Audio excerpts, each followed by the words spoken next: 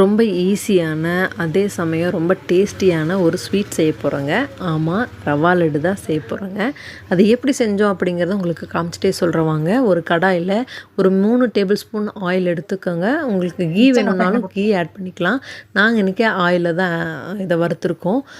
Nuts, அதாவது முந்திரி, திராட்சை, இது உங்களுக்கு எந்த அளவுக்கு வேணுமோ அதை அந்த அளவுக்கு எடுத்துகிட்டு அதில் அந்த எண்ணெயில் போட்டு நல்லா வறுத்து எடுத்து தனியாக வச்சுக்கோங்க.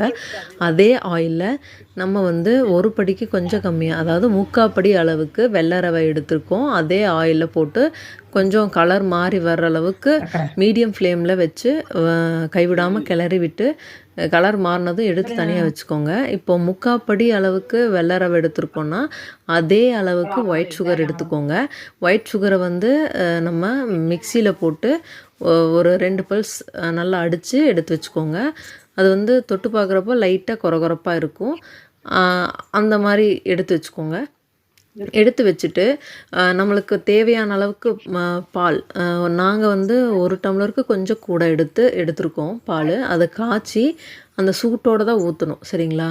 அப்போது நம்ம வந்து வறுத்து வச்ச வெள்ளை ரவையோட நம்ம மிக்சியில் போட்டு அடித்து வச்சுருக்கோம் இல்லைங்களா, அந்த ஒயிட் சுகரை அதில் போட்டு மிக்ஸ் பண்ணிவிட்டு அதுக்கப்புறமா நம்ம வறுத்து வச்சுருக்கிற நட்ஸ் அதில் ஆட் பண்ணிவிட்டு நல்லா மிக்ஸ் பண்ணி கிளறி அப்படியே நல்லா மிக்ஸ் பண்ணிக்கணும். மிக்ஸ் பண்ணினதுக்கப்புறமா காய்ச்சின பால் அதில் ஆட் பண்ணி கொஞ்சம் கொஞ்சமாக ஆட் பண்ணி நல்லா கிளறி விட்டு உருண்டையாக, அதாவது நீங்கள் பெரிய சைஸாக இருந்தாலும் சரி, சின்ன சைஸாக இருந்தாலும் சரி, உங்களுக்கு எந்த சைஸுக்கு வேணுமோ அந்த சைஸுக்கு நல்லா கிளறி அப்படியே அந்த சூட்லேயே பிடிச்சி வச்சுக்கோங்க. அவ்வளோதான்.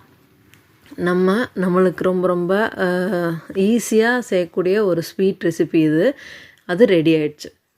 ஸோ அதை செஞ்சு முடித்ததுக்கப்புறமா ஒரு 3/4 மணி நேரம் இல்லைன்னா 1 மணி நேரம் அதை அப்படியே ஆற விட்டுருங்க. ஏன்னா அந்த சூட்டோடு எடுத்து சாப்பிட்டா இப்படி எடுக்கும்போதே பிஞ்சிடும், உடஞ்சி போயிடும். அதனால் கொஞ்சம் ஆறுனதுக்கப்புறமா நல்லா அது கெட்டி இறுகிடும். ஸோ அந்த டைமில் எடுத்து சாப்பிடுங்க, சூப்பராக இருக்கும். தேங்க்யூ. ட்ரை பண்ணி பார்த்துட்டு சொல்லுங்கள்.